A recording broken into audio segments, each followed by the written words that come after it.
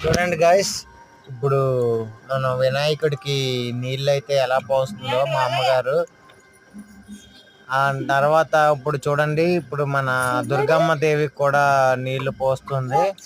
చూస్తున్నారు కదా ఫ్రెండ్స్, మధ్యలో దుర్గమ్మ తల్లి పెట్టింది. ఆ తర్వాత మహాలక్ష్మీదేవి మహాలక్ష్మీదేవికి కూడా నీళ్ళు అయితే పోసింది. అభిషేకం అనేది వాటర్ అభిషేకం అనేది చేస్తుంది, నీళ్ళాభిషేకం. అయితే ఫ్రెండ్స్, ఇప్పుడు ఏం చేస్తుందంటే మా అమ్మగారు గంధం యొక్క పసుపుని ఒక నీళ్ళలో కలిపి పోస్తుంది ఆ యొక్క విగ్రహాల మీద. అది ఏమవుతుందంటే ఇప్పుడు